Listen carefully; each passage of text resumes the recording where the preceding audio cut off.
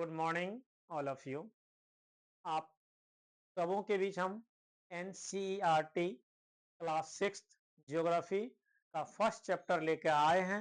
आप सभी ध्यानपूर्वक पढ़ेंगे और मेरा ये दावा है कि जब आप इस चैप्टर को पढ़ लेंगे तो इससे कोई भी ऑब्जेक्टिव, जितना सारा इसका लाइन बाय लाइन क्वेश्चन हम पढ़ेंगे और उस क्वेश्चन में देखेंगे कि वो क्वेश्चन का जो आंसर होगा इसी कंटेंट से आएगा और आपको कई एग्जाम में इनका लाभ मिलेगा। तो हम देखते हैं, चैप्टर का नाम है सौर मंडल में पृथ्वी। क्लास 6 एनसीईआरटी निकाल कर देखेंगे और ये पहला चैप्टर है जिसका नाम है सौर मंडल में पृथ्वी। तो हम बात करने जा रहे हैं सौर मंडल आखिर है क्या।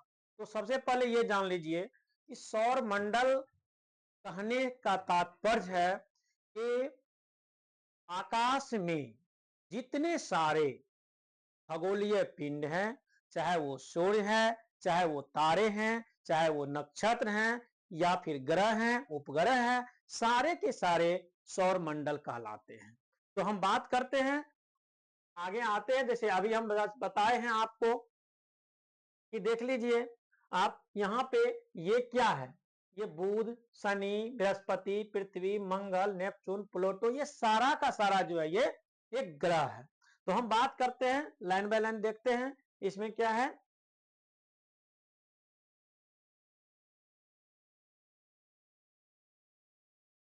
देखिए, सूर्यास्त के बाद यानी कि जब शाम ढलने लगता है, ढलने के बाद सूर्यास्त के बाद आकाश को देखना कितना अच्छा लगता है। आसमान में पहले एक या दो चमकते बिंदु ही दिखते हैं, यानी आप जो चमकते हुए बिंदु दिखते हैं वो छोटा छोटा जो रात में जो है आसमान में जो टिमटिमाते हुए जो है रेड कलर का देखते हैं वो तारा है। तो वही कहता है कि सूर्यास्त के बाद आकाश को देखना कितना अच्छा लगता है। आसमान में पहले एक या दो चमकते बिंदु ही दिखते, लेकिन बाद में इनकी संख्या बढ़ती जाती है। आप सभी जानते हैं कि तारे जो है ना ये चमकते रहते हैं। और तो और देखिए आप यहाँ पे आकाश छोटी छोटी चमकदार वस्तुओं से भर जाता है। वो जो चमकदार वस्तुओं से भर जाता है उसको हम क्या कहते हैं, तारा कहते हैं, जिनमें से कुछ चमकीले होते हैं। कैसा होते हैं, चमकीले होते हैं, एवं कुछ धुंधले होते हैं। ऐसा प्रतीत होता है मानो आकाश में हीरे जड़े हो। इनमें से कुछ टिमटिमाते प्रतीत होते हैं, लेकिन अगर उनको ध्यान से देखेंगे तो आप पाएंगे कि इनमें से कुछ की टिमटिमाहट अन्य से अलग होती है। तो ये बिना किसी टिमटिमाहट के चंद्रमा के समान चमकते हैं। तो ये सारा का सारा जो भी आकाशीय पिंड है आप रात में देखते हैं वो टिमटिमाते हुए प्रतीत होते हैं और जिसको हम क्या कहते हैं, तारा कहते हैं, जो अभी रात में भी देखते हैं अपने लोग। फिर हम बात करते हैं आगे।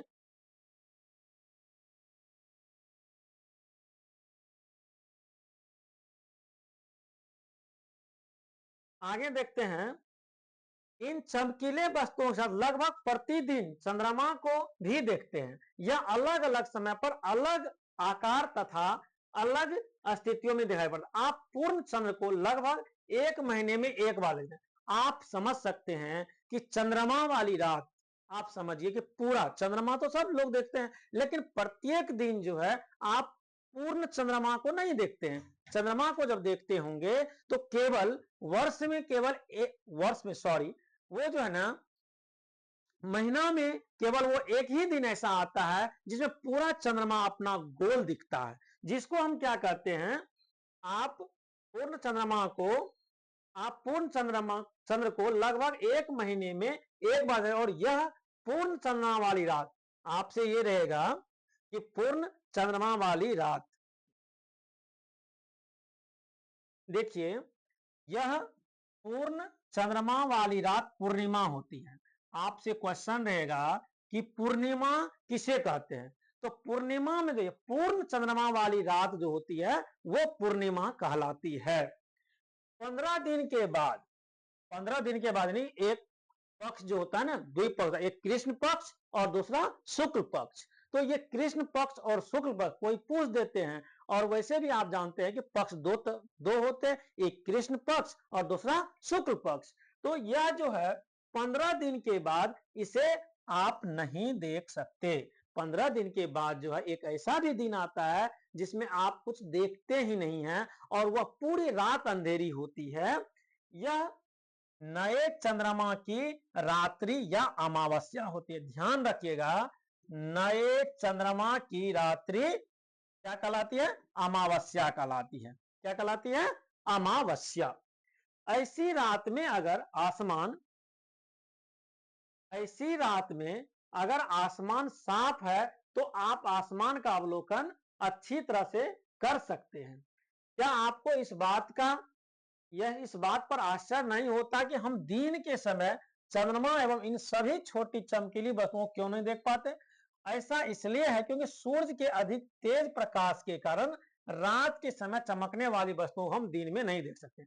आप इस बात को ऐसे समझिए कि आप एक मोमबत्ती जला दीजिए धूप में दिन के समय में, और आप कहीं थोड़ा सा दूर खड़ा हो जाइए तो आपको वो मोमबत्ती जो है जलता हुआ नजर नहीं आएगा उतना जितना कि वो रात में, क्योंकि सूरज की जो रोशनी आती है कहीं ना कहीं वो रोशनी हमारे मोमबत्ती की रोशनी से ज्यादा होती है। तो आप इसी बात से स्पष्ट हो जाता है कि सूर्य के अत्यधिक तेज प्रकाश क्वेश्चन रहेगा कि आपको किस कारण से जो है रात के समय चमकने वाली वस्तुओं को हम दिन में नहीं देख सकते हैं? तो इसका मुख्य कारण है सूर्य के अत्यधिक तेज प्रकाश के कारण। ओके, ऐसा नहीं है कि वो रात में चमक रहा है तो दिन में नहीं, लेकिन दिन में भी चमकता है, लेकिन सूर्य की जो रोशनी होती है वो बहुत काफी ज्यादा होती है। अब आगे देखते हैं, सूर्य, चंद्रमा तथा वे सभी वस्तुएं जो रात के समय आसमान में चमकती है खगोलीय पिंड कहलाती है। इसे हम पहले भी कह चुके हैं, खगोलीय पिंड। अब खगोलीय पिंड है क्या? तो हम रात के समय, या फिर ऐसे कह लीजिए आसमान में जितने सारे तारे हैं, ग्रह हैं, उपग्रह हैं, सभी खगोलीय पिंड हैं। तो आप इसको ऐसे समझिए कि सूर्य, चंद्रमा तथा वे सभी वस्तुएं जो रात के समय आसमान में चमकती है खगोलीय पिंड कहलाती है। आप इसको अपने बुक में अंडरलाइन भी कर सकते हैं कि सूर्य, चंद्रमा तथा वे सभी वस्तुएं जो रात के समय आसमान में चमकती है क्या कहलाती है? खगोलीय पिंड कहलाती है। अब देखिए, कुछ खगोलीय पिंड बड़े आकार वाले तथा गर्म होते हैं। कुछ खगोलीय पिंड क्या होते हैं? बड़े आकार के होते हैं। क्या होते हैं? बड़े आकार के और तथा गर्म होते हैं। ये गैसों से बने होते हैं। हम देखेंगे कि कुछ ऐसे भी प्लेनेट देखेंगे आपको कि वो जो है ना क्या होंगे, तो बड़े बड़े आकार वाले होंगे, और उसमें किसी के पास जो अपनी ऊष्मा और प्रकाश होगी और किसी के पास ऊष्मा और प्रकाश नहीं भी हो सकती है। इनके पास अपनी ऊष्मा तथा प्रकाश, जिससे वे बहुत बड़ी मात्रा में उत्सर्जित करते हैं। इन खगोलीय पिंडों को तारा कहते हैं। अब अपने लोग देखे, क्या देखे कि कुछ खगोलीय पिंड बड़े आकार वाले तथा गर्म होते हैं, ये गैसों से बने होते हैं।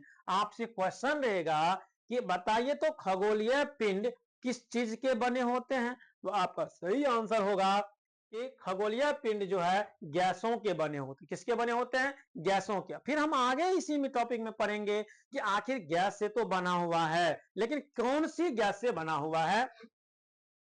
इसके पास अपनी ऊष्मा का प्रकाश होता है, जिससे वे बहुत बड़ी मात्रा में उत्सर्जित कर इन खगोलीय पिंडों को तारा कहते हैं। सूर्य भी एक तारा है। कई दफा ये एग्जाम में क्वेश्चन पूछा गया है, सूर्य क्या है? तो सूर्य एक तारा है। सूर्य क्या है? एक तारा है। सूर्य, इसको अंडरलाइन कर लेंगे, सूर्य क्या है? तो सूर्य भी एक तारा है। ये कई दफा क्वेश्चन पूछा गया, सूर्य क्या है? एक तारा है। हम बात करते हैं आगे। अब देखिए, ये देखिए, अब देखिए कि यह जो है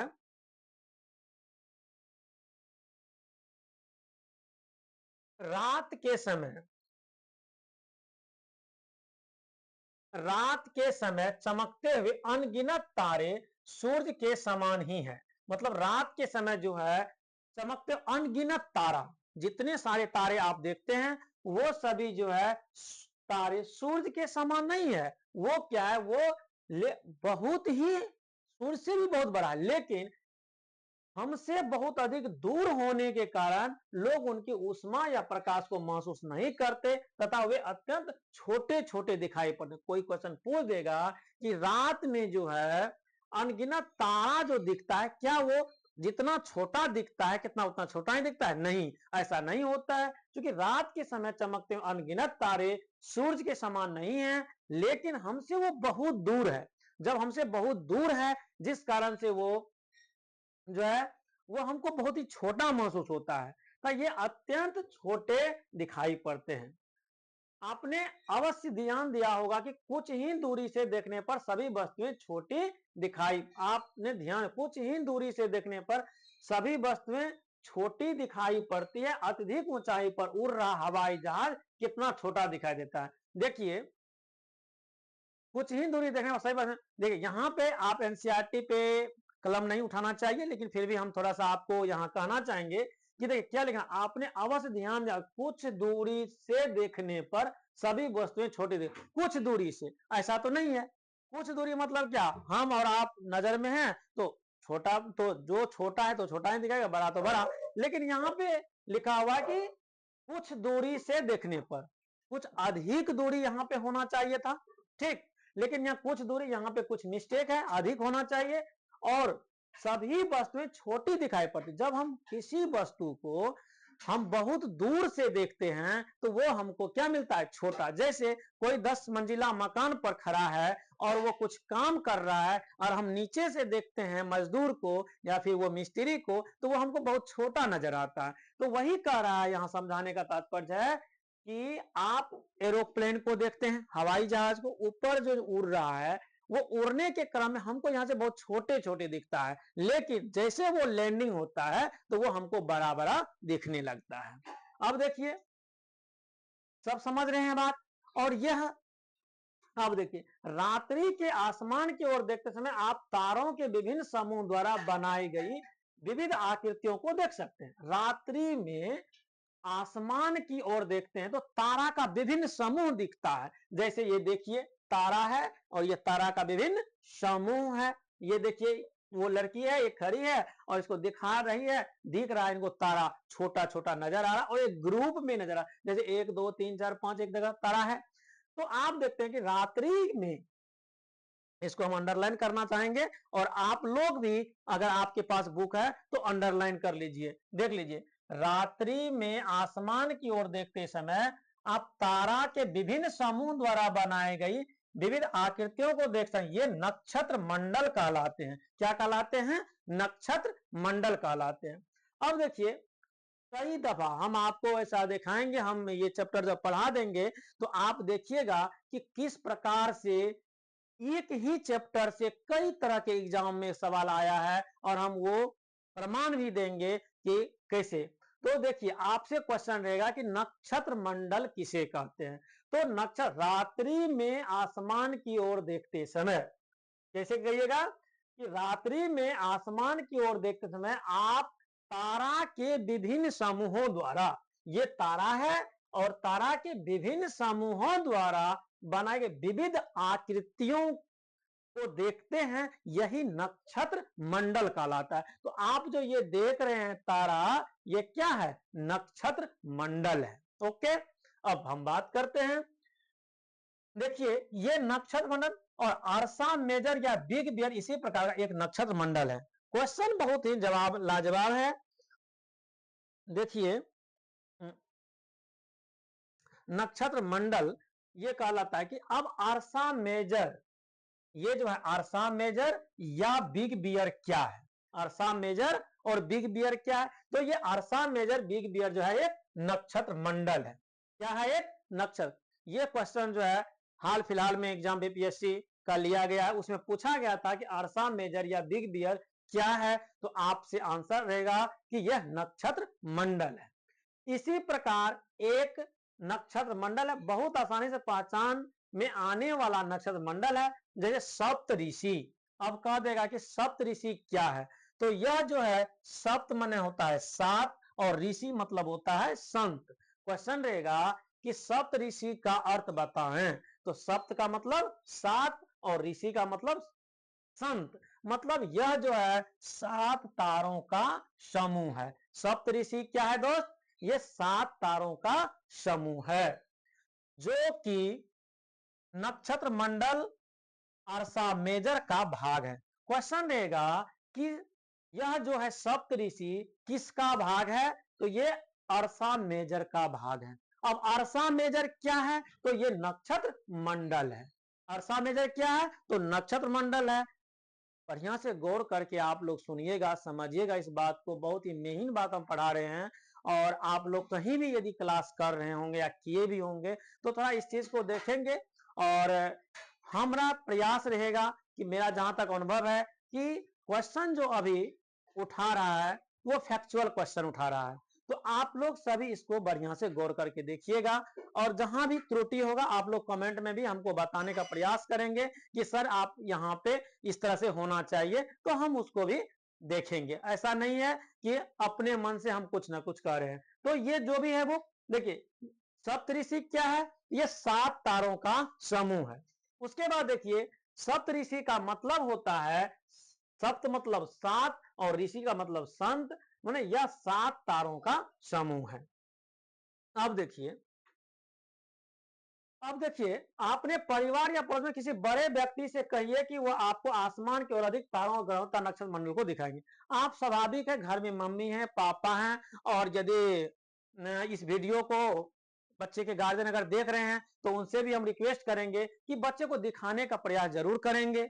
देखिए कि प्राचीन समय में लोग रात्रि में दिशा का निर्धारण तारों की सहायता से करते हैं। देखिए बहुत इंपॉर्टेंट बात है कि अभी तो अपने लोग जो है दिशा का ज्ञान हो जा रहा है, लेकिन पहले के समय में जो है ना, प्राचीन समय में पुराने समय में हमारे दादा परदादा से ऊपर वाले लोगों के बीच ये प्राचीन लोग रात्रि में दिशा का तारों की सहायता से ही करते थे। यदि आपके घर में बहुत बड़े बुजुर्ग होंगे उनसे पूछिएगा तो ये इनका पूरा जो है बताएंगे कि उत्तरी तारा उत्तर दिशा को, देखिए बहुत ही इंपॉर्टेंट बात है कि उत्तरी तारा जो है उत्तर दिशा को, उत्तरी तारा, देखिए उत्तरी तारा उत्तर दिशा को बताता है। उत्तरी तारा जो है उत्तर दिशा को बताता है, ध्रुव तारा। क्वेश्चन रहेगा कि ध्रुव तारा किसे कहते हैं, तो उत्तरी तारा को उत्तरी ध्रुव भी कहा जाता है, याद रखेंगे। उत्तरी तारा को ध्रुव तारा भी कहा जाता है। यह आसमान में हमेशा एक ही स्थान पर रहता है, याद रखिएगा, यह तारा जो है आसमान में एक ही स्थान पर रहता है। हम सप्तऋषि की सहायता से ध्रुव तारे की स्थिति को जान सकते हैं। हम सप्तऋषि की सहायता से, किसकी सहायता से, सप्तऋषि की सहायता से। देखिए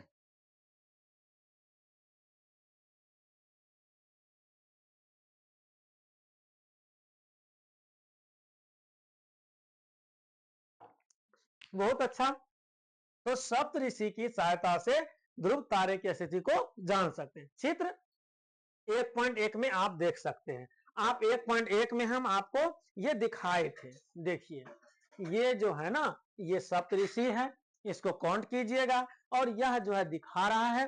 तो आपको हम बहुत कुछ बता चुके हैं। देखिए ध्रुव तारा कहते हैं। अब देखिए यह आसमान में हमेशा एक ही स्थान पर रहता है। हम सप्तऋषि की सहायता से ध्रुव तारे की स्थिति को जान सकते हैं। अब देखिए महत्वपूर्ण बात यह है कि क्या कहता है कि हम जो है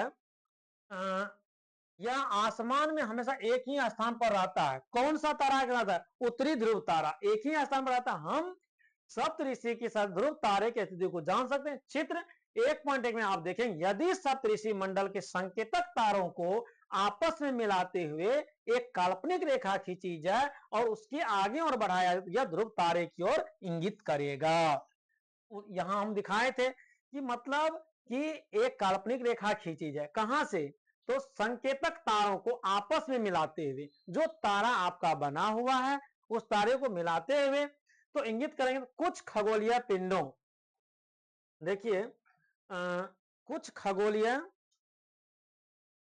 खगोलीय पिंडों में अपना प्रकाश एवं ऊष्मा नहीं होता। कुछ ऐसे भी प्रकाशीय पिंड है जिसमें अपना प्रकाशित नहीं होते, ऐसे पिंड ग्रह कहलाते हैं। अब देखिए महत्वपूर्ण बात है कि ग्रह किसे कहते हैं, तो ग्रह का जवाब क्या है, देखिए कि कुछ खगोलीय पिंड में अपना प्रकाश एवं ऊष्मा नहीं होती है, वे तारों के प्रकाश से प्रकाशित होते हैं, ऐसे पिंड ग्रह कहलाते हैं। देखिए ग्रह, इतना लोग हम लोग बहुत पहले बचपन से पढ़ते आ रहे हैं, लेकिन ग्रह का डेफिनेशन मुख्य रूप से है क्या कि कुछ खगोलीय पिंड, सभी खगोलीय पिंड की हम बात नहीं कर रहे हैं दोस्त, कुछ खगोलीय पिंड ऐसे हैं जिनमें अपना प्रकाश एवं ऊष्मा नहीं होती है, वे तारों के प्रकाश से प्रकाशित होते हैं, ऐसे पिंड ग्रह कहलाते हैं। क्या कहलाते हैं, ग्रह कहलाते हैं।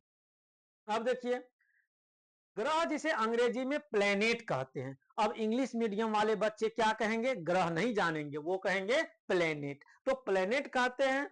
अब इसमें देखिए प्लेनेट कहते हैं, ग्रीक भाषा के प्लेनेटाई सबसे बना है। अब यहां भी इसको भी अंडरलाइन कीजिए अपने बुक में कि ग्रीक भाषा के प्लेनेटाई, ये है प्लेनेटाई शब्द से बना है। कोई क्वेश्चन पूछेंगे प्लेनेट शब्द जो है किस शब्द से बना है, तो आपका जवाब होगा प्लेनेटाई शब्द से बना है, जिसका अर्थ होता है परिभ्रमक।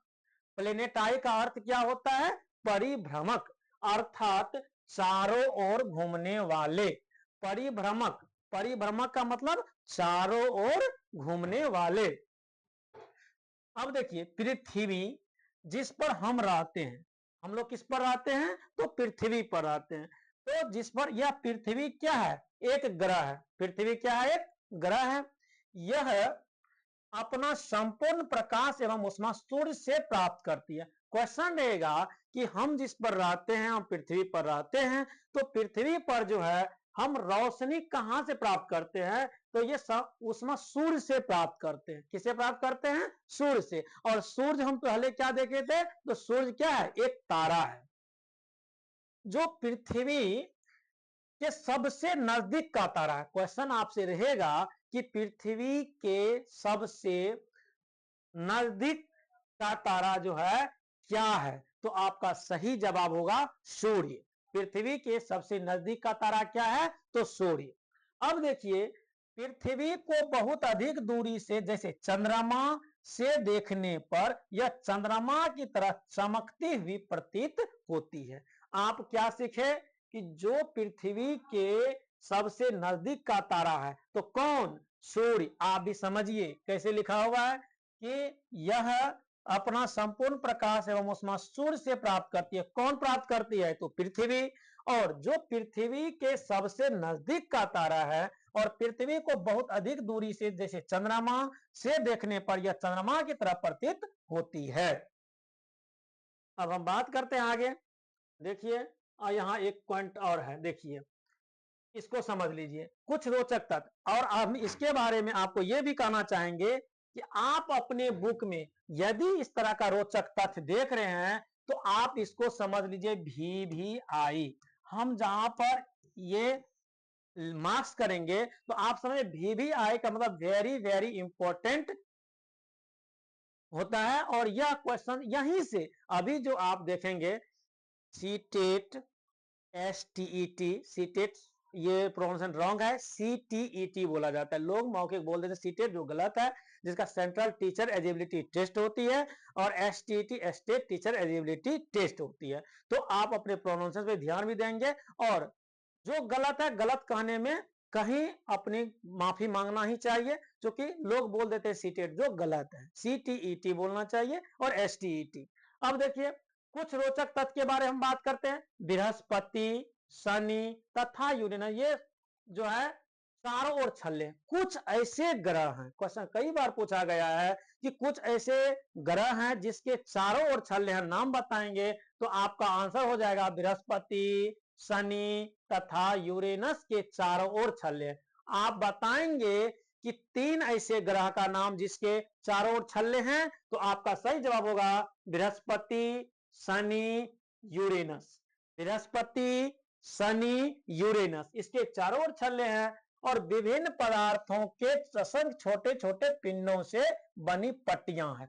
अब देखिए ये छल्ले भी किससे बनी हुई, हम इससे पहले बात किए थे कि ग्रह जो है कई अन्य गैसों से मिलकर बनी है। सेम उसी प्रकार कुछ ग्रह के जो चारों ओर छल्ले हैं वो कौन चीज से बनी हुई है, तो उसका निर्माण जो है विभिन्न पदार्थों के असंख्य छोटे छोटे पिंडों से हुई है।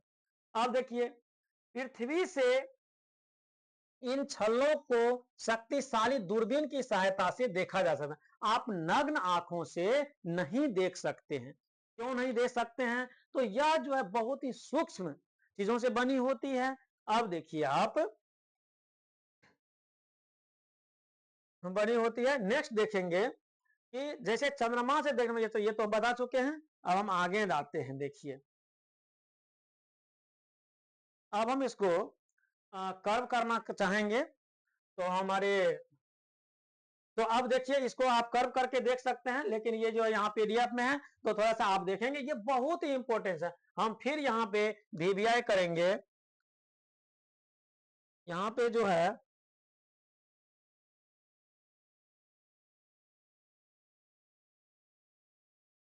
यहाँ हम वीवीआई करेंगे, तो यहाँ पे देख सकते हैं आप,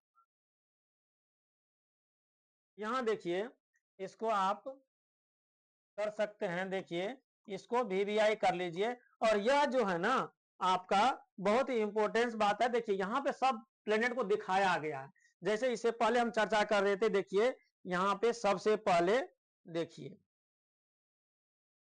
ये देखिए सूर्य है, बढ़िया। देखिए ये क्या है, सूर्य है। सूर्य से ही हम बात करते हैं, तो अब क्रम कैसे सजाते हैं वो देखिए। तो सूर्य के सबसे नजदीक एक नंबर में किसका नाम है, तो बुध का।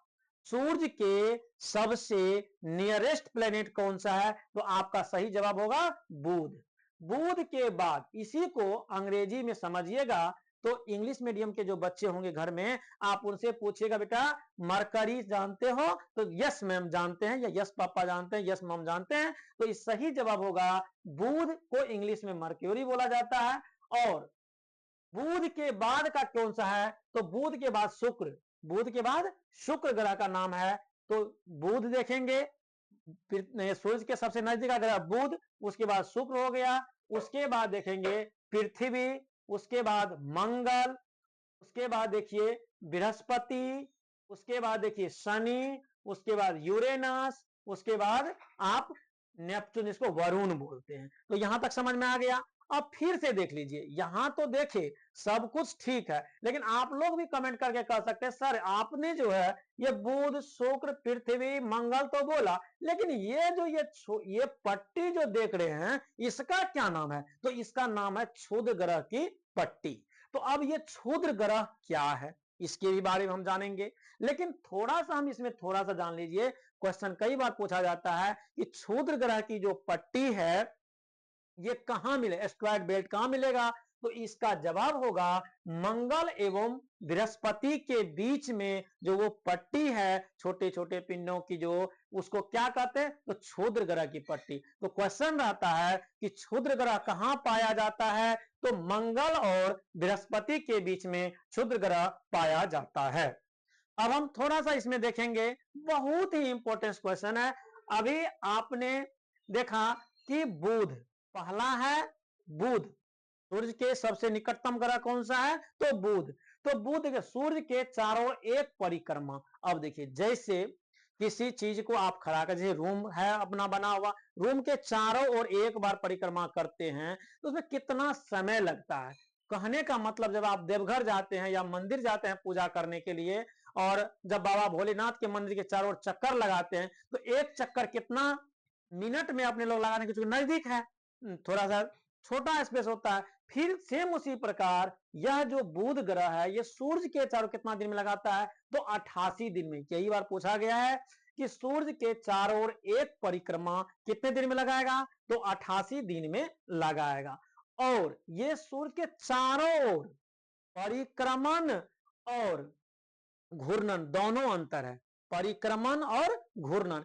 परिक्रमण का मतलब होता है किसी भी वस्तु के चारों ओर घूमना। जैसे ये मेरा ये बोर्ड है और इस बोर्ड के चारों ओर अगर हम चक्कर लगाते हैं तो इसको हम क्या कहते हैं, परिक्रमण कहते हैं। लेकिन इसी बोर्ड को अपने जो एक अक्ष है, एक्सिस पे जो टर्न ओवर करता है, जैसे आप धुरी देखते हैं, अपनी धुरी पर जो है साइकिल का चक्का जो नाचता है वो क्या होता है, उसी को कहते हैं घूर्णन। तो घूर्णन और परिक्रमण इसके बारे में हम आगे बात करेंगे।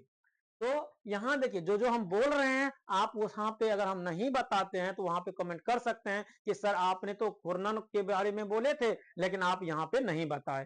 तो देखिए सूर्य के चारों ओर एक परिक्रमण 88 दिन में लगाता है और अपने अक्ष पर घूर्णन 59 दिन में पूरा करता है। अब देखिए शुक्र ग्रह, शुक्र भी जो है सूर्य के चारों ओर एक परिक्रमण 255 दिन और अक्ष पर घूर्णन जो है एक दिन में करता है। ये पृथ्वी के बारे में बात कर रहा है। देखिए लिखा हुआ ना, सूर्य के चारों ओर एक परिक्रमण 365 दिन का साल अपने लोग मनाते हैं। इसमें भी हम थोड़ा कुछ पॉइंट बता देते हैं। लीप ईयर और जनरल ईयर इसमें भी बात करेंगे, क्यों हम लीप ईयर मनाते हैं। देखिए अब देखिए ये ग्रह के बारे में बताया है। पृथ्वी, मंगल हो गया, सबका दिया हुआ। मंगल जो है एक परिक्रमण 687 दिन में पूरा करता है और अपने अक्ष पर घूर्णन एक दिन में पूरा करता है और इसका चंद्रमा की संख्या 2 है। अब चंद्रमा की संख्या यहां देखिए एक चीज बात है, यहाँ पे बहुत इंपॉर्टेंट बात देखा है। देखिए इसको यहाँ पे देखिए ये जो चंद्रमा लिखा हुआ है ना, यह जो है चंद्रमा की संख्या 2 है। ये चंद्रमा क्या है, तो आप सुने होंगे कि उपग्रह, ग्रह और उपग्रह, तो चंद्रमा को ही उपग्रह कहा जाता है। आप ऐसा नहीं करेंगे कि एग्जाम में पूछ दिया जाए कि पृथ्वी का मात्र केवल एक उपग्रह है जिसका क्या नाम है, तो आपको सही जवाब होगा वहां पे एकमात्र उपग्रह चंद्रमा है। ठीक है, तो ध्यान रखेंगे। इसी तरह मंगल के 2 चंद्रमा का नाम बताएंगे, इसका मतलब आप मंगल के 2 उपग्रह का नाम बताइए जिसका नाम फोबोस एवं डिमोस है। हम आगे चर्चा करेंगे, यहां लिखा हुआ है, इसको हम पूरा डीप ले जाएंगे, इसलिए थोड़ा आप लोग शांति से और पूरे क्लास, ये मेरा फर्स्ट चैप्टर है और इस चैप्टर को अगर आप स्टडी कर लेते हैं तो आप लोग हमें जरूर कमेंट में बताएंगे कि सर आपने सही पढ़ाया और आप जो पढ़ाए अन्य से भिन्न या कि कहीं घिसी पीटी बात हम पहले जानते थे या कहीं से हम बहुत बढ़िया से कहीं और सीखे थे और उसी चीज को जो है दोबारा कर रहे हैं, तो हम भी जानना चाहेंगे इसके बारे में। फिर हम बात करते हैं, देखेंगे ये देखिए नेक्स्ट क्या है। ये देखिए बृहस्पति, ये सूर्य के चारों ओर एक परिक्रमण 11 साल 11 महीना लगभग 12 साल लगता है। यानी सूर्य के बृहस्पति को जो है परिक्रमण करने में सूर्य के 12 साल लग जाते हैं और इसके जो है यहाँ अपने जो है परिक्रमण काल 29 साल में पूरा करता है। इसके बाद देखिए सब इसी तरह लिखा हुआ है। यूरेनस है, कुछ नहीं, मंगल और शनि और बृहस्पति और पृथ्वी तीनों का ग्रह उपग्रह के बारे में याद कर लेंगे और घूर्णन काल जरूर याद कर लेंगे। अब देखिए यहाँ पे एक सबसे महत्वपूर्ण बात यहाँ पे जो आप जानते हैं कि ग्रह को भी बांटा गया है 2 भागों में। ग्रह को भी कितने भागों में बांटा गया है, 2 भागों में। जैसे टोटल कितने ग्रह थे, 8। पहले देखिए सबसे समझिएगा तो 10 ग्रह थे टोटल।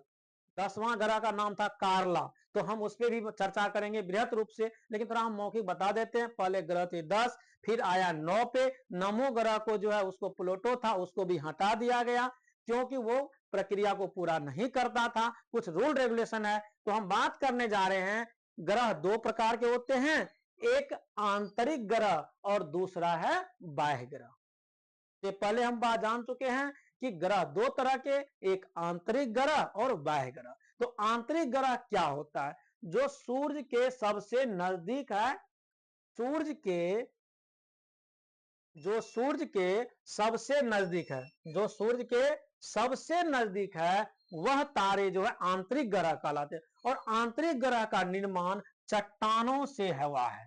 ये चट्टानों से बने हैं। किससे बने हुए हैं, चट्टान। क्वेश्चन रहेगा कि आंतरिक ग्रह का निर्माण किससे हुआ है, तो सही जवाब होगा चट्टान से हुआ है।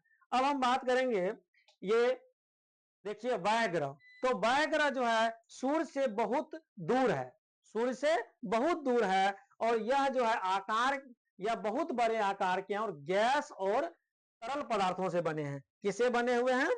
गैस और तरल पदार्थों से। किससे बने हुए हैं? गैस और तरल पदार्थों से बने हुए हैं। किससे बने हुए हैं? यह जो है गैस और तरल पदार्थों से बने हैं। ये वाह्य ग्रह जो है गैस और तरल पदार्थों से बने हुए हैं। अब बात करते हैं, हम आगे आते हैं। ये देखिए यहाँ पे आसमान में दिखने वाले चंद्रमा एक उपग्रह है। अब देखिए बहुत इंपॉर्टेंट बात है कि चंद्रमा में जो है चंद्रमा आसमान में दिखने वाला चंद्रमा एक उपग्रह है। अभी जस्ट आपने लोग बात किए थे चंद्रमा क्या, तो चंद्रमा यह हमारी पृथ्वी का सहचर है। पृथ्वी का सहचर है। अब सहचर का अर्थ भी समझ लीजिए। सहचर मतलब क्या? ये हमारी पृथ्वी के समान है। इसके चारों ओर चक्कर लगाता और इसके चारों ओर चक्कर लगाता। क्वेश्चन रहेगा कि चंद्रमा किसके चारों ओर चक्कर लगा रही है? तो हमारी पृथ्वी की ओर चक्कर लगा रही है। और हमारी पृथ्वी के समान 7 अन्य ग्रह है जो सूर्य के प्रकाश एवं ऊष्मा प्राप्त करते हैं। उनमें उसके पास अपने चंद्रमा भी है। देखिए यही बात कर रहे हैं कि इसके चारों ओर चक्कर लगाता है। किसके चारों ओर चक्कर लगाता है? तो पृथ्वी के भी चारों ओर चक्कर लगाता है। जिस प्रकार देखिए, और जो है ना सूर्य के से प्रकाश एवं ऊष्मा प्राप्त करते हैं। अब देखिए सौर मंडल में, सौर मंडल की बात करते हैं। सौर मंडल हम पहले ही बता चुके हैं डेफिनेशन। अब देखिए सूर्य, 8 ग्रह, देखिए 8 ग्रह आया है यहाँ पे, उपग्रह तथा कुछ अन्य खगोलीय पिंड जैसे क्षुद्र ग्रह एवं उल्का पिंड मिलकर सौर मंडल का निर्माण करते हैं। सौर मंडल का निर्माण कैसे होता है? तो ग्रह, उपग्रह और खगोलीय पिंड, क्षुद्र ग्रह, उल्का पिंड का निर्माण करते हैं और उसे हम सौर परिवार का नाम देते हैं। जैसे अपने लोगों का परिवार बनता है, पहले माता पिता होते हैं, फिर उनके कुछ संतान होते हैं, फिर उनके जो है माता पिता होते हैं, तो इससे परिवार बनता है। सेम उसी प्रकार सूर्य, 8 ग्रह तथा कुछ खगोलीय पिंड जैसे क्षुद्र ग्रह हुआ, उल्का पिंड हुआ, ये सभी जब आपस में एक मिल जाते हैं तो यह क्या कहलाता है? सौर मंडल। और यह सौर मंडल हम सौर परिवार का नाम दे, जिसका मुखिया सूर्य है। यानी इसका मुखिया कौन है? तो सूर्य है। अब देखिए यहां पे फिर आप जानते हैं, देखिए बहुत इंपॉर्टेंट बात है, इसको VVI कर लीजिए आप लोग। क्या आप जानते हैं पौराणिक रोमन कहानियों में सोल सूर्य देवता को कहा जाता है? क्वेश्चन रहेगा सूर्य देवता को क्या कहा जाता है? तो सोल। सोल जो है सूर्य देवता को कहा जाता है। क्या कहा जाता है? सोल जो है सूर्य देवता को कहा जाता है। सौर शब्द का अर्थ है सूर्य से संबंधित। सौर शब्द का अर्थ क्या होता है? तो सूर्य से संबंधित। इसलिए सूर्य के परिवार को सौर मंडल कहा जाता है। सूर्य के परिवार को क्या कहा जाता है? सौर मंडल कहा जाता है। सौर शब्द का उपयोग करते हुए अधिक शब्दों को लिखें। अब इसके बारे में हम आप भी प्रयास करेंगे और आप लोग लिखेंगे। जहां पे दिक्कत होगा हम आपका मदद करेंगे। देखिए शब्द की, अब यहां देखिए इसकी उत्पत्ति कैसे होती है उसको समझिएगा। यहां से हम फिर बताएंगे सूर्य के बारे में, लेकिन इसको देखिएगा। देखिए शब्द की उत्पत्ति, इसके शब्द की उत्पत्ति जो है ऐसे शब्द से जिनका उपयोग हम एक भाषा में करते हैं, अक्सर वे दूसरी भाषाओं से लिए गए शब्द हो सकते हैं। मतलब ऐसे बहुत से शब्द है जिनका उपयोग हम एक भाषा में करते हैं। जैसे आप व्याकरण में भी थोड़ा जोड़ के देखेंगे, तत्सम तद्भव देशज विदेशज है, तो उसी प्रकार जो है यानी एक जो देश की बोलचाल में, तो हम वहां नहीं जाएंगे व्याकरण पे, यहाँ देखेंगे कि वे दूसरी भाषाओं से लिए गए शब्द हो सकते हैं। उदाहरण में ज्योग्राफी एक अंग्रेजी शब्द है। ज्योग्राफी क्या है? एक अंग्रेजी शब्द है और यह ग्रीक भाषा से लिया गया है। क्वेश्चन रहेगा कि आप बाबू ज्योग्राफी पढ़ रहे हैं तो ज्योग्राफी कौन सा शब्द है? तो आपको वहां एक्सप्लेनेशन करना होगा कि ज्योग्राफी जो है यह एक अंग्रेजी शब्द है। फिर आप पूछेंगे कि ज्योग्राफी जो एक अंग्रेजी शब्द है, लेकिन यह जो अंग्रेजी शब्द है किस भाषा से लिया गया है? तो आपका सही जवाब होगा ग्रीक भाषा से लिया गया है। किस भाषा से लिया गया है? ग्रीक भाषा से, जिसका अर्थ है पृथ्वी का विवरण। ज्योग्राफी का अर्थ क्या है? पृथ्वी का विवरण। यह दो ग्रीक शब्दों से मिलकर बना है, जिनमें जीई शब्द, जीई, जीई का अर्थ होता है, यहां देखिए, जीई, जीई शब्द का अर्थ है पृथ्वी, जीई का अर्थ होता है पृथ्वी, एवं ग्राफिया, ग्राफिया का अर्थ होता है लिखना। जीई का अर्थ हो गया पृथ्वी और ग्राफिया का अर्थ हो गया लिखना, पृथ्वी के संबंध में और अधिक जाने। अब देखिए कैसे आगे बढ़ते हैं हम, देखिए जियो, जीईओ, जियो। अब देखिए जियोलॉजी, जियोलॉजी। अब हम बात करते हैं इसको कि देखिए जियोलॉजी, पृथ्वी का अध्ययन, जियोलॉजी का मतलब होता है पृथ्वी का अध्ययन, क्या कहलाता है, जियोलॉजी कहलाता है। पृथ्वी का अध्ययन क्या कहलाता है, जियोलॉजी। फिर हम बात करते हैं मेट्री, पृथ्वी का मापन क्या कहलाता है, जियोमेट्री। क्वेश्चन पूछा जा सकता है कि पृथ्वी का अध्ययन क्या, पृथ्वी का मापन क्या कहलाता है, तो जियोमेट्री कहलाता है। पृथ्वी के आकार के अनुरूप क्या कहलाता है, तो जियोइड कहता है। क्वेश्चन आता है कि हमारा पृथ्वी के आकार के अनुरूप, क्वेश्चन आता है कि हमारा जो है पृथ्वी कैसा है, तो जियोइड है, मैंने भू आब है। कैसा है, आब है। अब देखिए इसी में हम बात करते हैं, देखिए आप सभी को हम कहना चाहेंगे कि वीडियो थोड़ा लंबा हो रहा है और हम लाइन बाय लाइन कर रहे हैं, तो एक बार यदि आप पढ़ लेते हैं तो फिर पढ़ने का झंझट ही समाप्त हो जाता है, इसलिए थोड़ा सा पेशेंस बना करके अंत तक बने रहिएगा। देखिए क्या आप जानते हैं रात में आसमान को देखकर मनुष्य हमेशा से मोहित हुआ, खगोलीय पिंडों एवं उनकी गति के संबंध में अध्ययन करने वाले को खगोल शास्त्री। अब कहता है वहां खगोल शास्त्री किसे कहते हैं, तो खगोल शास्त्री का डेफिनेशन है, देखिए कि जो है खगोलीय पिंडों एवं उनकी गति के संबंध में अध्ययन करने वाले को खगोल शास्त्री कहते हैं। क्या कहता है कि खगोलीय पिंडों एवं उनकी गति, तो अपने लोग खगोलीय पिंड तो जान ही रहे किसको कहते हैं, ग्रह उपग्रह तारा नक्षत्र मंडल, ये सारे के सारे खगोलीय पिंड है, और उनका जो अध्ययन करते हैं ना उसको हम क्या कहते हैं, खगोल शास्त्री कहते हैं। आर्यभट्ट, देखिए क्वेश्चन रहेगा आर्यभट्ट कौन था, तो आज समझ लीजिए आर्यभट्ट प्राचीन भारत के प्रसिद्ध खगोल शास्त्री थे। आर्यभट्ट कौन थे, शून्य का जो आविष्कार किया था, वो प्राचीन भारत के प्रसिद्ध खगोल शास्त्री थे। उन्होंने ही कहा था कि सभी ग्रह तथा चंद्रमा परावर्तित सूर्य प्रकाश के कारण ही चमकते हैं। क्वेश्चन रहेगा कि सूर्य तारे वो क्यों चमकते हैं, तो इसका मुख्य कारण है कि सभी ग्रह तथा चंद्रमा परावर्तित, यानी कि सूर्य के प्रकाश के परावर्तन के कारण, परावर्तित सूर्य प्रकाश के कारण चमकते हैं। आज विश्व के सभी भागों में खगोलविद ब्रह्मांड के रहस्यों को खोजने में लगे, और अभी देखिए सभी लोग इसके खोजने में लगे हुए हैं। अब हम इसके बारे में थोड़ा सा चर्चा कर लेते हैं। देखिए यहां तक हम बात कर लेते हैं, सौर मंडल को देख लिए थे, सूर्य को देखिए।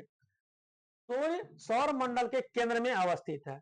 कहां अवस्थित है, तो केंद्र में अवस्थित है। देखिए सूर्य जो है सौर मंडल के, सूर्य सौर मंडल के केंद्र में अवस्थित है। कहां पर अवस्थित है, क्वेश्चन पूछेगा कि सूर्य सौर मंडल के कहां अवस्थित, केंद्र में मतलब बीच में अवस्थित है, और यह बहुत बड़ा है एवं अत्यधिक गर्म गैसों का बना है। यह जो क्वेश्चन कहीं पूछा जाता है कि सूर्य क्या है, तो यह गर्म गैसों का एक गोला है। अब देखिए इसका खिंचाव बल इससे सौर मंडल को बांधे रखता है, खिंचाव बल। अभी यदि अपने लोग पृथ्वी पर खड़ा है तो इसका मुख्य कारण है पृथ्वी का गुरुत्वाकर्षण बल, क्योंकि आप जानते हैं न्यूटन साहब ने ऐसा देखा था और गुरुत्वाकर्षण का खोज भी किया था। इसमें बताया गया था कि जब एक सेब गिरा था नीचे, तो वो सेब नीचे ही क्यों गिरा, ऊपर क्यों नहीं उड़ा, तो इसके बारे में बताया गया था। तो आप इस कहानी को जानते होंगे, नहीं तो हम आगे बात भी करेंगे। सूर्य सौर मंडल के लिए प्रकाश एवं ऊष्मा का एकमात्र स्रोत है। अगर क्वेश्चन पूछेंगे सौर मंडल के लिए प्रकाश और ऊष्मा का जब यदि कोई एक स्रोत है तो उसका नाम है सूर्य। देख लीजिए आप यहाँ पे सूर्य है, लेकिन हम इसकी अत्यधिक तेज ऊष्मा को महसूस नहीं करते हैं। अब देखिए अगर कहते हैं कि खूब ज्यादा गर्मी होती है लेकिन हम महसूस क्यों नहीं करते हैं, इसके कारण बताएं। क्योंकि सबसे नजदीक का तारा होने के बावजूद भी यह हमसे बहुत दूर है, मतलब नजदीक भी है लेकिन बहुत दूर। जैसे कहते हैं दिल्ली दूर नहीं, नजदीक है, दूर है लेकिन फिर भी हम लोगों को नजदीक है इसलिए बताता है कि जाने में एरोप्लेन से चले जाते हैं। तो सेम उसी प्रकार सूर्य हमसे बहुत दूर है लेकिन अन्य जो आकाशीय पिंड है उससे तो नजदीक है। अगर मान के तो अमेरिका हमसे यहाँ से करोड़ों किलोमीटर है, अगर हम बात करेंगे उसी के एवरेज में जो है कह देंगे यहाँ पे जो है दिल्ली, तो उसकी अपेक्षा तो नजदीक है। तो सेम उसी प्रकार यहाँ पे कहा गया है सूर्य पृथ्वी से लगभग 15 करोड़ किलोमीटर।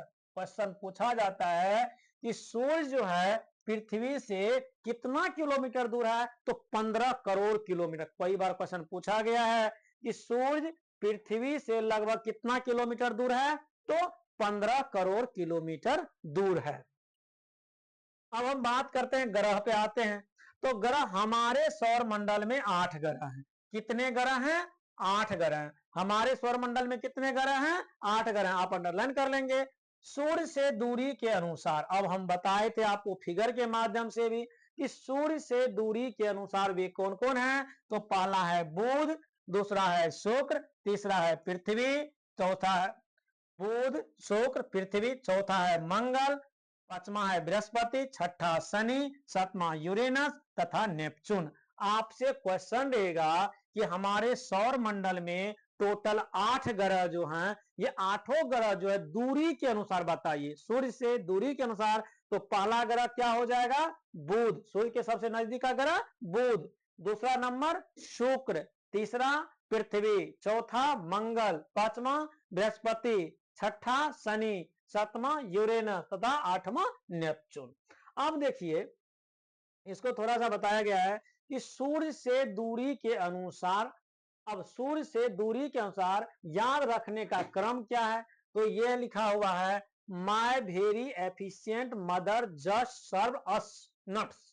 इसको याद करने के लिए ये फॉर्मूला दिया गया है। लेकिन हमारे विचार से अगर मेरा मानिएगा तो आप ऐसे बुध, शुक्र, पृथ्वी, मंगल चार करके अगर याद कर लेते हैं तो ये फॉर्मूला उतना नहीं है, क्योंकि ये अंग्रेजी का फॉर्मूला है और अंग्रेजी से वहां मिलेगा नहीं। तो इसलिए हम मेरा कहना मानिए तो आप ऐसे बुध शुक्र, मेरे साथ बोलिए, बुध शुक्र पृथ्वी मंगल बृहस्पति शनि अरुण वरुण।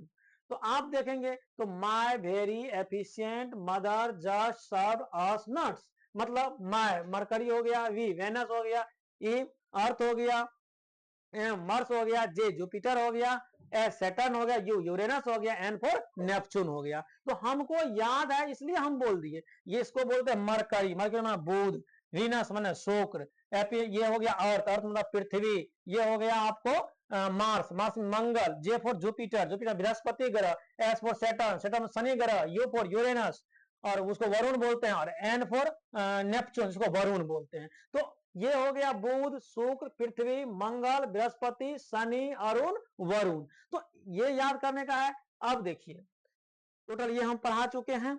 अब देखिए यहां तक देखिए सौर मंडल के सभी 8 ग्रह एक निश्चित पर सूर्य के चक्कर लगाते हैं। ये देखिए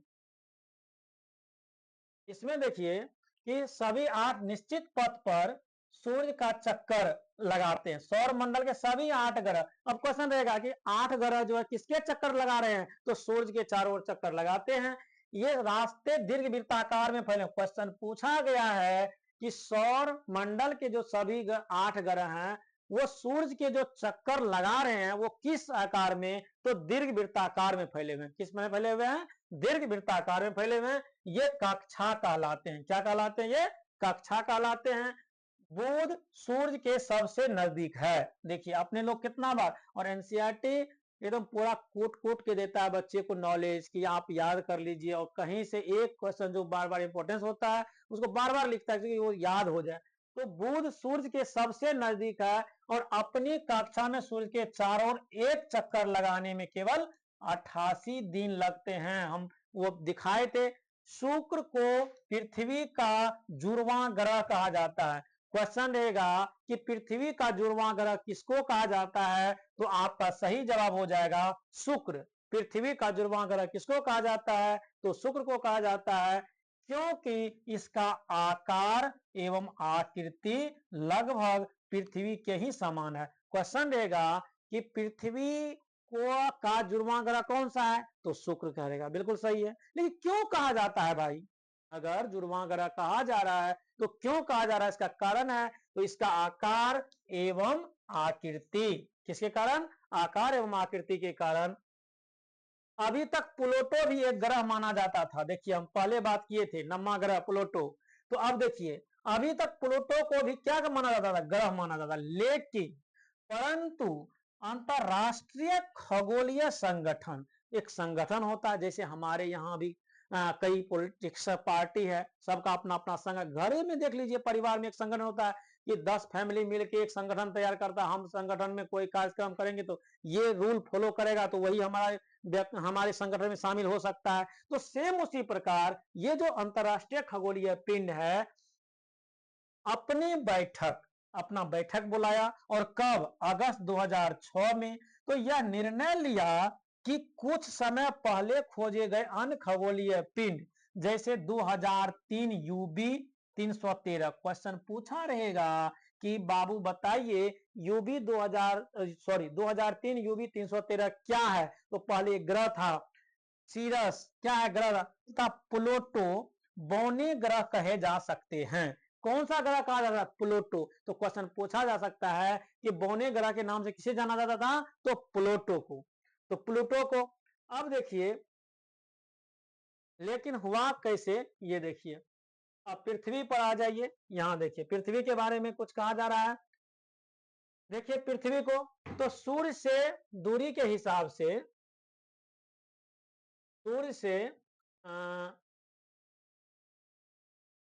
सूर्य से दूरी के हिसाब से पृथ्वी, सूर्य से पृथ्वी के हिसाब से दूरी, सूर्य से दूरी के हिसाब से पृथ्वी तीसरा ग्रह, जब आपको याद हो जाएगा ना तो एकदम बिल्कुल आसान हो जाएगा कि सूर्य से दूरी के हिसाब से तीसरा ग्रह कौन सा है, तो ऐसे याद करेंगे बुध शुक्र पृथ्वी, तो तीसरा ग्रह हो गया। कह देगा पांचवा ग्रह कौन सा है, तो देख लेंगे बुध शुक्र पृथ्वी मंगल बृहस्पति, ठीक है, तो पांचवा ग्रह कौन सा हो गया, बृहस्पति ग्रह हो गया। कह देंगे कि सूर्य से दूरी के अनुसार दूसरा ग्रह कौन सा है, तो ऐसे गिनेंगे बुध 1 नंबर हो गया, 2 नंबर शुक्र, तो दूसरा ग्रह कौन हो गया, शुक्र। तो आप यदि इसको याद कर लेते हैं दूरी के अनुसार क्रम को, तो फिर आपका झंझट समाप्त हो जाता है।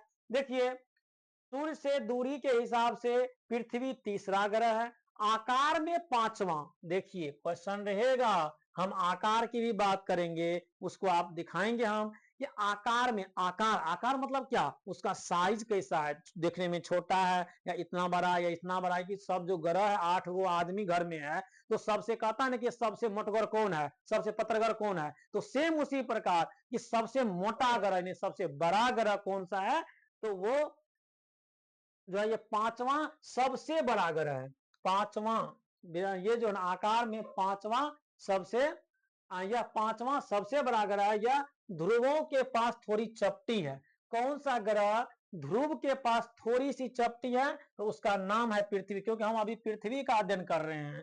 यही कारण है कि इसके आकार में को भू आभ कहा जाता है। क्वेश्चन कहा जाता है कि पृथ्वी का आकार कैसा है, तो भू आभ है। आप पहले कहते थे नारंगी के समान, संतरा के समान, ये सारा का सारा जो है यहाँ पे आके हो जाता है क्या, इसके आकार को भू आभ कहा जाता है। भू आभ का अर्थ है पृथ्वी के समान आकार। भू आभ का अर्थ क्या होता है, तो पृथ्वी के समान आकार को हम भू आभ कहते हैं।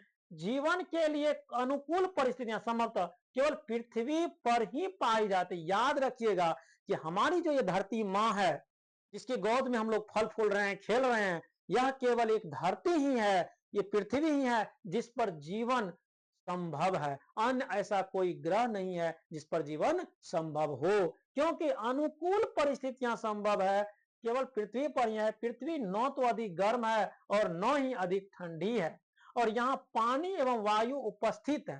पानी, और याद रखिएगा कि हमको जीवन के लिए, हमारे जीवन के लिए हवा पानी बहुत जरूरी है, जो कि केवल हमारे पृथ्वी पर ही उपस्थित है, जो हमारे जीवन के लिए आवश्यक है। वायु में जीवन के लिए आवश्यक गैस जैसे ऑक्सीजन मौजूद है। आप सभी बायोलॉजी में पढ़ेंगे कि हमारे जीवन के लिए ऑक्सीजन कितना महत्वपूर्ण है। ऑक्सीजन इन्हीं कारणों से पृथ्वी सौर मंडल का सबसे अद्भुत, अगर सबसे चमत्कारी ग्रह कहा जाता है तो पृथ्वी को ही कहा जाता है, क्योंकि यहाँ पर हवा है, पानी है और सभी गैस हैं जो हमारे जीवन के लिए बहुत महत्वपूर्ण है। अब देखिए क्वेश्चन पूछा जाएगा कि ये अंतरिक्ष से देखने पर, अब देखिए अंतरिक्ष से देखने पर पृथ्वी का रंग कैसा दिखेगा। अंतरिक्ष से देखने पर कई बार क्वेश्चन पूछा गया है कि अंतरिक्ष से देखने पर, अंतरिक्ष से अंतरिक्ष से देखने पर अंतरिक्ष से देखने पर पृथ्वी नीले रंग की दिखाई पड़ती है। अंतरिक्ष से जब हम देखते हैं तो पृथ्वी का रंग कैसा दिखता है, तो नीला दिखता है। कैसा दिखता है, तो नीले रंग की दिखाई पड़ती है। और तो और क्योंकि इसकी 2/3 सतह पानी से ढकी हुई है, क्वेश्चन पूछा जाता है कि पृथ्वी का रंग यदि नीला है तो उसका मुख्य कारण क्या है। तो यहाँ जो है इसकी 2/3 जो है जल से ढकी होने के कारण हमारा पृथ्वी जो धरती माँ है वो नीला दिखाई पड़ती है। इसी कारण से इसलिए इसे नीला ग्रह भी कहा जाता है। क्वेश्चन पूछा जाएगा कि कोई ऐसे ग्रह का नाम बताइए जिसको नीला ग्रह के नाम से जाना जाता है, तो उसका सही जवाब होगा पृथ्वी को नीला ग्रह के नाम से जाना जाता है। अब हम बात करते हैं थोड़ा सा आगे ऊपर, यहां देखिए बहुत लाजवाब क्वेश्चन है और हम आपको अपनी हम क्या कहें, अगर आपको हम दिखाएंगे, इसका प्रमाण देंगे कि आपको हूबहू आपको, चाहे वो यूपीएससी तक की हम बात करते हैं, एमपीएससी हो गया, पीसीएस लेवल की जो भी एग्जाम होते उसमें भी ये क्वेश्चन कई बार पूछा गया है। और देखिए या वन लाइनर, ये क्वेश्चन जो आप एसपीडी पढ़ते हैं, लुसेंट पढ़ते हैं, किसका किसका आप अभी मार्केट में जो बुक है कहीं कुछ मत पढ़िए, मेरा अगर सलाह मानिएगा आप लोग तो एनसीईआरटी पढ़िए और अपने बच्चे को, अपने मित्र को भी आप सजेस्ट कीजिए कि एक बार एनसीईआरटी जरूर पढ़ें। अब देखिए हम बात करते हैं रोचक तथ्य के बारे में। तो नील आर्मस्ट्रांग पहले व्यक्ति थे जिन्होंने 20 जुलाई 1969 को पहले चंद्रमा की सतह पर कदम रखा था। देखिए नील आर्मस्ट्रांग, क्वेश्चन रहेगा कि सबसे पहले चंद्रमा पर कदम रखा था, सबसे पहले चंद्रमा पर कदम किसने रखा था, तो सही जवाब होगा उनका कि नील आर्मस्ट्रांग। कौन होगा, नील आर्मस्ट्रांग। मालूम करो कि क्योंकि भारतीय चंद्रमा पर गया है। अब देखिए क्वेश्चन रहेगा, अब एक चीज और समझ लीजिए, हम आपको यह जो है, आप लोग कई दिनों से तैयारी कर रहे होंगे, कोई जो इंग्लिश मीडियम के बच्चे होंगे उनके बुक को निकाल करके देखेंगे तो यहाँ जो ये 1969 लिखा रहेगा है, ये हो सकता है यहाँ पे 1968 भी लिखा मिलेगा आपको। अभी हम बता देते, इंडिकेट कर देते, लेकिन उसको नहीं मानना है, 1969 बिल्कुल। ये जो बिहार बोर्ड हो या फिर आप कह लीजिए केंद्र सरकार हो जो एग्जाम लेती है, सब लोग इसी को मानते हैं 1969 को। तो आप इसके झंझट में नहीं फंसिएगा, क्योंकि जो गहन अध्ययन करने वाले होते हैं वो देखते हैं कि सर आपने तो एनसीईआरटी में 1969 पढ़ाए हैं और हम दिखा रहे हैं आपको 1968, तो इस पे भी थोड़ा गौर कीजिएगा। भारतीय चंद्रमा पर है, ये जान गए। अब देखिए क्या है कि इसको देखिए, चंद्रमा को थोड़ा सा देख लीजिए, चंद्रमा क्या है। तो चंद्रमा के बारे में हम बात करते हैं, चंद्रमा के बारे में देखिए, चंद्रमा हमारी पृथ्वी के पास, हमारी पृथ्वी के पास केवल एक उपग्रह है। हमारी पृथ्वी के पास कितने उपग्रह हैं, ये भी इंडिकेट किए थे, तो केवल एक, जिसका नाम क्या है, चंद्रमा। कौन सा है, पृथ्वी के पास एक उपग्रह है जिसका नाम है चंद्रमा। इसका व्यास पृथ्वी के व्यास का केवल 1/4। अब समझिए चंद्रमा जो है, चंद्रमा का व्यास, व्यास आप लोग जानते होंगे, ये जैसे ये पूरा पृथ्वी हो गया और यहां से इस बिंदु से लेके इस बिंदु तक को व्यास बोला जाता है, इसको डायमीटर इंग्लिश में बोला जाता है। और इसी को जो है आप ऐसे कर देते हैं और यहां से केंद्र देते हैं और ऐसे कर देते हैं, इसको तो होता है क्या बोलते हैं, रेडियस, आर फॉर रेडियस, जिसको त्रिज्या बोलते हैं। तो ये डायमीटर समझिए। तो पृथ्वी के व्यास इतना बड़ा इसलिए प्रतीत होता है क्योंकि यह हमारे ग्रह से अन्य खगोलीय पिंडों के अपेक्षा नजदीक है। क्यों है, नजदीक है, और यह हमसे लगभग 3,84,400 किलोमीटर दूर है। क्वेश्चन पूछेगा कि पृथ्वी जो है पृथ्वी से चंद्रमा के बीच की दूरी कितनी है? तो 3,84,400 किलोमीटर। यानी कि यह जो है कितना दूर है? तो 3,84,400 किलोमीटर दूर है। अब आप पृथ्वी से सूर्य एवं चंद्रमा की दूरियों की तुलना कर सकते हैं। अब देखिए यहाँ पे एक चीज और देखिए, ये समझ गए। यहाँ देखिए उपग्रह क्या है। देखिए उपग्रह के बारे में समझिए कि उपग्रह क्या है। हम बात कर रहे थे कि उपग्रह जो चंद्रमा को ही उपग्रह बोला जाता है। देखिए एक खगोलीय पिंड है जो ग्रह के चारों ओर उसी प्रकार चक्कर लगाता है जिस प्रकार ग्रह सूर्य के चारों ओर चक्कर लगाते हैं। देखिए उपग्रह क्या, जिस प्रकार ग्रह जो है सूर्य के चारों ओर चक्कर कौन लगाता है? ग्रह। तो उसी प्रकार ग्रह के जो चारों ओर चक्कर लगाता है जो पिंड, उसको हम क्या बोलते हैं? उपग्रह बोलते हैं। और ये मानव निर्मित कुछ उपग्रह है, उसको भी देखिए। मानव निर्मित मानव द्वारा बनाया गया जो है यह एक कृत्रिम उपग्रह है। कैसा पिंड है? कृत्रिम। कृत्रिम का मतलब आर्टिफिशियल, बनाया हुआ है।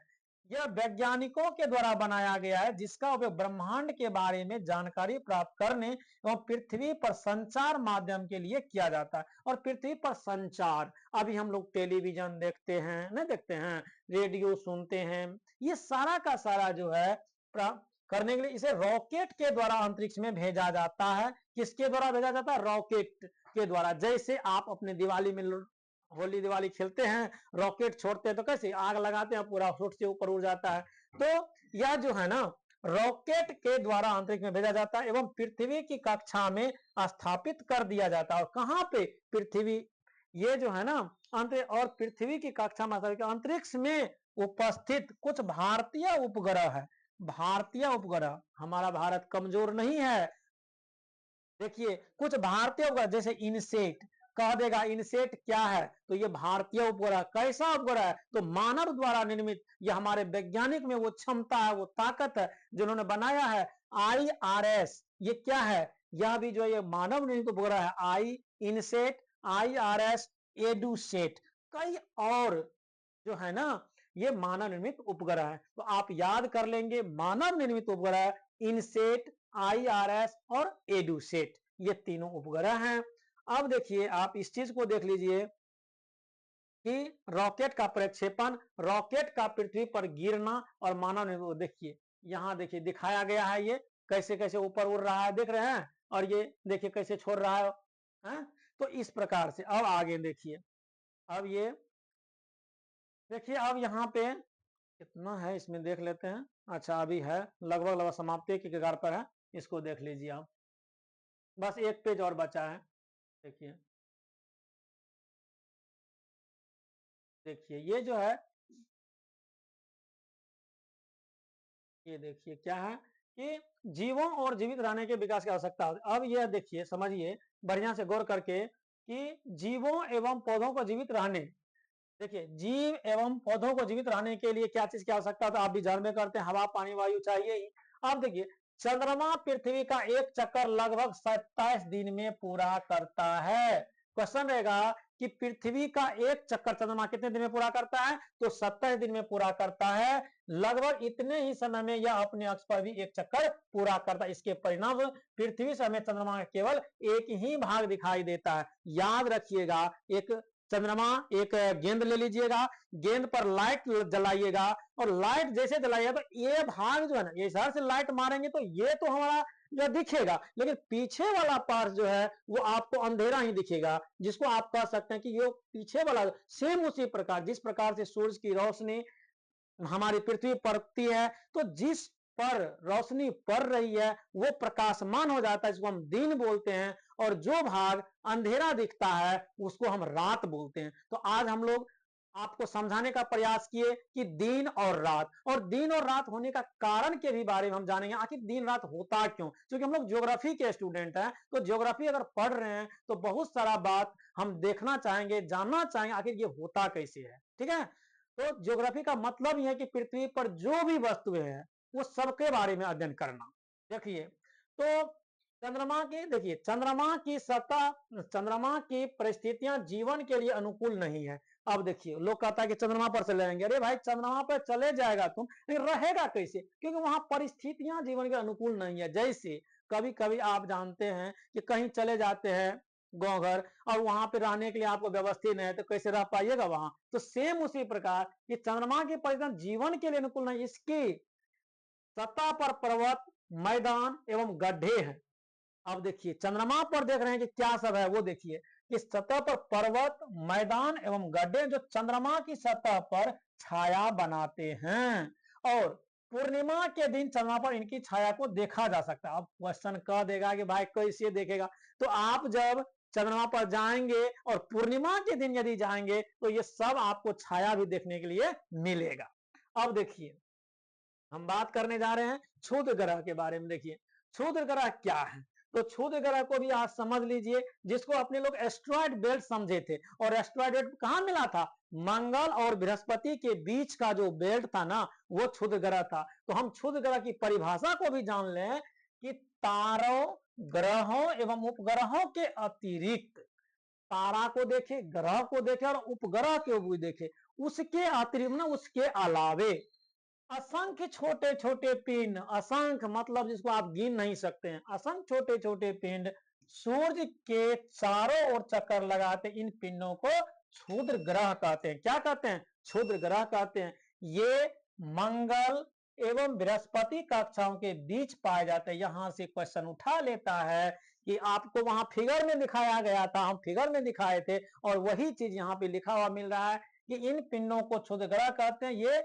बृहस्पति की कक्षाओं के बीच पाए जाते हैं। 1.2 में आप देख चुके हैं। वैज्ञानिकों के अनुसार क्षुद्र ग्रह ग्रह के ही भाग होते हैं। वैज्ञानिक साइंटिस्ट महोदय क्या कहा, एस्ट्रोलॉजिस्ट महोदय, कि क्षुद्र ग्रह जो है ग्रह के ही कुछ कुछ भाग होते हैं। कैसे, तो उसका छोटा छोटा पिंड जो टूट के गिर जाता है ना, वो एक बेल्ट बन जाता है, जिसको हम क्षुद्र ग्रह कहते हैं, जो कि बहुत वर्ष पहले विस्फोट के बाद ग्रह से टूटकर अलग हो गए। देखे, अब देखिए थोड़ा सा आगे, अब बहुत ही नजदीक आ चुके हैं अपने लोग, लक्ष्य के करीब पहुंच रहे हैं। देखिए उल्का पिंड, उल्का पिंड क्या है, तो उल्का पिंड, देखिए उल्का पिंड सूर्य के चारों ओर, उल्का पिंड क्या है, देखिए उल्का पिंड जैसे गांव में लोग कहता जो है क्या कहते हैं, वो रात में जो जलाता है लोगों को, या ऊपर से जो गिरता है ना उल्का पिंड, जो जलते हुए प्रतीत होता है, कहता है भूत बन गया है। वही देखिए भूत क्या है, उल्का पिंड। सूर्य के चारों ओर चक्कर लगाने वाले पत्थरों के छोटे छोटे टुकड़ों को उल्का पिंड कहते हैं। क्या कहता है, सूर्य के चारों ओर, इसके चारों ओर, सूर्य के चारों ओर चक्कर लगाने वाले पत्थरों के छोटे छोटे टुकड़े को उल्का पिंड कहते हैं। उल्का पिंड डिफिनेशन समाप्त हो गया। अब देखिए कभी कभी ये उल्का पिंड पृथ्वी के इतने नजदीक आ जाते हैं कि इनकी प्रवृत्ति पृथ्वी पर गिरने की हो जाती है। प्रवृत्ति समझते हैं, बोलने का जो प्रवृत्ति, लोग प्रेम से भी बोलता है, कुछ कुछ कहता है मेरे बारे में बोल रहा है, तो वही प्रवृत्ति देखिए, इनकी प्रवृत्ति पृथ्वी पर गिरने लगेगा कि गिर गया है। जैसे आप देखते होंगे आसमान को, कि कभी आसमान में तो लगता है ना आसमान कहीं गिर रहा है, लेकिन गिरा हुआ प्रतीत नहीं होता है। सेम उसी प्रकार इनकी पृथ्वी पर गिरने, इस प्रक्रिया के दौरान वायु के साथ घर्षण होने, वायु के साथ, जैसे वायु में आएगा तो घर्षण होगा, घर्षण जैसे कि ये ऐसे घर्षण कर रहे हैं हम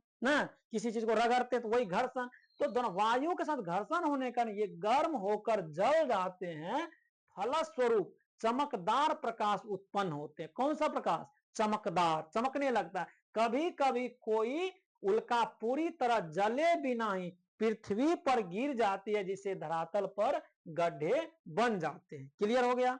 अब देखिए, क्या आपने तारों वाले खुले आकाश में एक ओर से दूसरी ओर तरफ फैली चौड़ी सफेद पट्टी की तरह एक चमकदार रास्ता देखा होगा। अब देखिए कितना इंपॉर्टेंट बात है भाई, यदि आप लोग पढ़ लेते हैं, देखिए कि क्या कहता है कि खुले आकाश में एक ओर से दूसरी ओर तक फैली सफेद पट्टी की तरह एक चमकदार रास्ते को देखा। यह लाखों तारों का समूह, यह पट्टी आकाश गंगा, आकाश गंगा को इंग्लिश में मिल्की वे बोला जाता है। क्या कहा जाता है, मिल्की वे। आकाश गंगा को क्या कहा जाता है, मिल्की वे कहते हैं। ये हमारा सौर मंडल इस आकाश गंगा का ही एक भाग है। क्वेश्चन कह देगा कि बहुत पढ़ा ये सौर मंडल सर, सौर मंडल किसका भाग है? तो सौर मंडल जो है ये आकाश गंगा का एक भाग है। इसको इंग्लिश में क्या बोलते हैं? मिल्की वे बोलते हैं। मिल्की वे क्या है? यह एक आकाश गंगा का नाम है।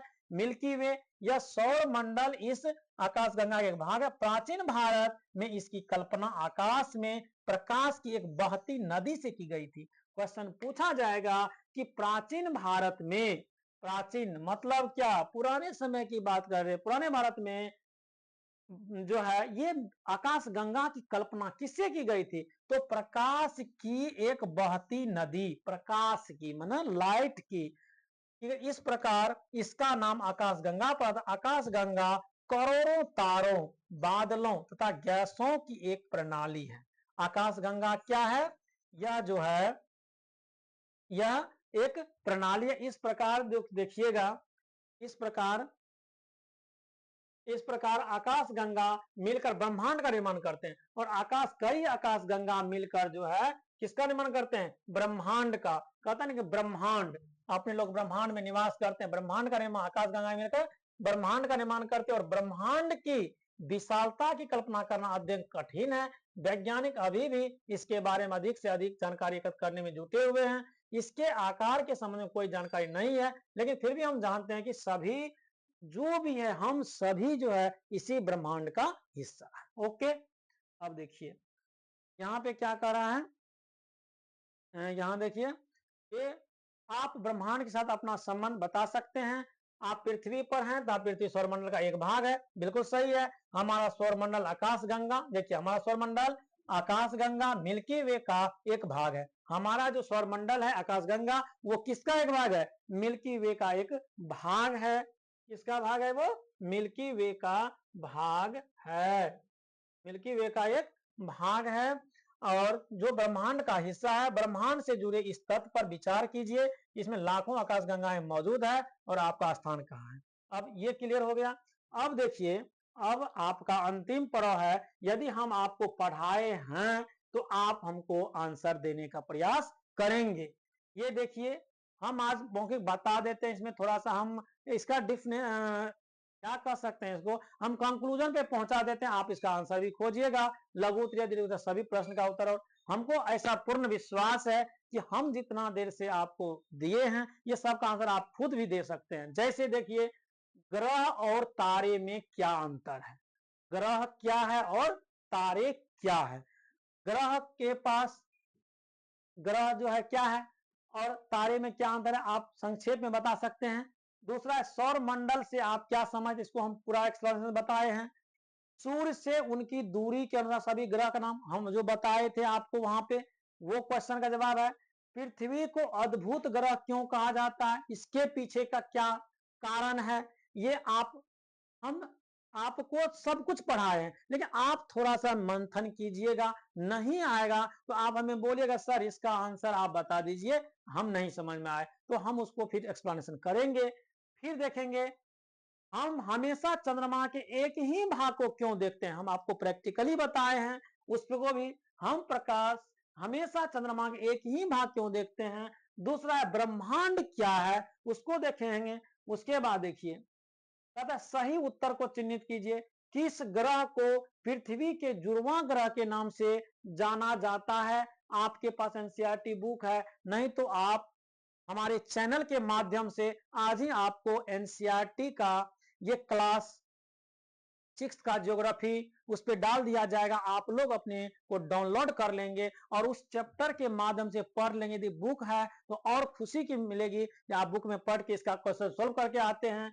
फिर आप देखते हैं किस ग्रह को पृथ्वी का, हमको सब क्वेश्चन आंसर जवाब आता है लेकिन हम नहीं बताएंगे, इसलिए जब बता देंगे तो फिर मजा किरकिरा जाएगा, क्योंकि आप मेहनत नहीं कर पाएंगे और आपको लगेगा कि सर पढ़ाए हैं तो उसका जवाब हम अपने से क्यों नहीं दे सकते हैं। तब लगेगा कि नहीं, हम में भी दम है। आपने जो है इतना दिन अगर 2 घंटा टाइम बर्बाद किए हैं या सही की उपयोग किए हैं तो उसका फायदा मिलेगा। फिर देखिए, सूर्य से तीसरा सबसे नजदीक ग्रह जो क्लियर बताए थे क्रम से गिनने सुनने के, इसको तो हम बता सकते हैं बुध शुक्र पृथ्वी मंगल बृहस्पति शनि अरुण वरुण, ये तो जानते थे। अब देखिए, फिर उसके बाद सभी ग्रह सूर्य के चारों ओर किस प्रकार के पथ पर लगाते हैं, वृत्तीय, आयताकार, दीर्घवृत्ताकार, देख लीजिए। फिर ध्रुव तारे से किस दिशा का ज्ञान होता है, ये भी हम बताए थे, दक्षिण की, उत्तर की, पूर्व। फिर क्षुद्र ग्रह किन कक्षाओं के बीच पाए जाते हैं, ये भी हम प्रैक्टिस आपको हम फिगर में दिखाए थे, शनि एवं बृहस्पति की, मंगल एवं बृहस्पति की, पृथ्वी एवं मंगल। फिर आप देखेंगे खाली स्थान को भरना है, ये आपको याद करने की है। डैश का एक समूह जो विभिन्न प्रतिरूपों का निर्माण करता उसे क्या कहते हैं, ये भी बताए थे। दूसरा देखेंगे तारों की एक बहुत बड़ी प्रणाली को क्या कहा जाता है। चौथा नंबर है पृथ्वी के सबसे करीब क्या है वो, कोई ग्रह का नाम होगा, हम हिंट दे दिए। फिर देखिए डैश सूर्य से तीसरा सबसे नजदीक का ग्रह कौन सा, वो भी क्लियर कर लीजिएगा। इस प्रकार से एक चोर, ये तो आगे आओ कुछ करें, जो 6th क्लास के बच्चे होंगे वो इसमें कर लेंगे। और आज का जो मेरा ये इस तरह से पहला चैप्टर समाप्त हुआ, और यह वीडियो आपके जीवन में बहुत ही काम आएगा दोस्त। हम आपसे रिक्वेस्ट करते हैं कि इस वीडियो को आप एक बार जरूर पढ़ें और शांति से पढ़ें। ये नहीं कि पूरा फास्ट में स्पीड, यदि 2-4 बार पढ़ चुके हैं तो कोई दिक्कत नहीं। यदि आप फर्स्ट राउंड पढ़ रहे हैं तो एक बार प्रेम से पढ़ें, लाइन बाय लाइन। आप किताब खरीद लें, 25-30 रुपया में किताब मिलता है, या हम आपको पीडीएफ उपलब्ध करवा रहे हैं, आप पढ़ के आएंगे। और कल का जो मेरा क्लास होगा सेकेंड चैप्टर पर होगा, लेकिन हम इसका टोटल का जो है ना, इसका जवाब भी हम आपसे पूछेंगे। यदि आप लोग बढ़िया से देखेंगे तो सबका, तो जैसे क्वेश्चन नंबर 1 हुआ, एक का जैसे कि बी होगा आंसर, ग्रह नाम लिख दीजिएगा ताकि हमको समझ में आए कि ना इतने बच्चे ने हमको देखा। और ये, और हम प्रयास करते हैं कि आप लोगों के बीच इसी तरह प्रत्येक दिन जो है आप लोगों के बीच आएंगे, और ये 8 चैप्टर है, 8 दिन में समाप्त कर देंगे। थैंक यू, आज तक के लिए धन्यवाद।